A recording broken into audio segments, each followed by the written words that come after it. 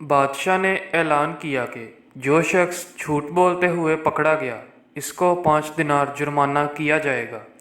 لوگ ایک دوسرے کے سامنے بھی ڈرنے لگے کہ اگر جھوٹ بولتے ہوئے پکڑے گئے تو جرمانہ نہ ہو جائے۔ ادھر بادشاہ اور وزیر بھیس بدل کر شہر میں گھومنے لگے۔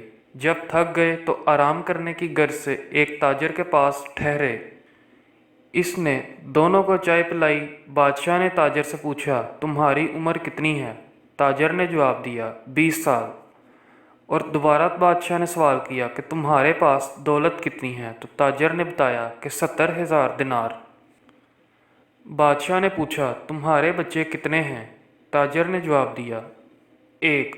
واپس آ کر انہوں نے سرکاری دفتر میں تاجر کے کوائف اور جائیداد کی پڑتال کی تو اس کے بیان سے مختلف تھی۔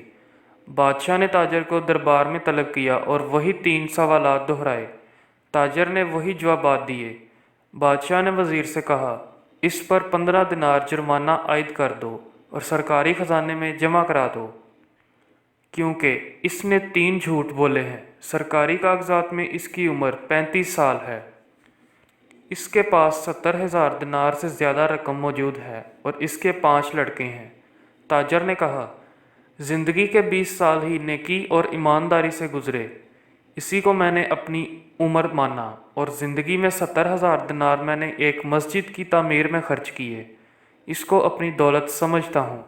اور 4 بچے نالائق اور بد اخلاق ہیں، ایک بچہ اچھا ہے، اسی کو میں اپنا بچہ سمجھتا ہوں۔ یہ سن کر بادشاہ نے جرمانے کا حکم واپس لے لیا اور تاجر سے کہا کہ ہم تمہارے جواب سے خوش ہوئے ہیں۔ وقت وہی شمار کرنے کے لائق ہے جو نیک کاموں میں گزر جائے۔ دولت وہی قابل اعتبار ہے جو راہ خدا میں خرچ ہو، اور اولاد وہی ہے جس کی عادتیں نیک ہوں۔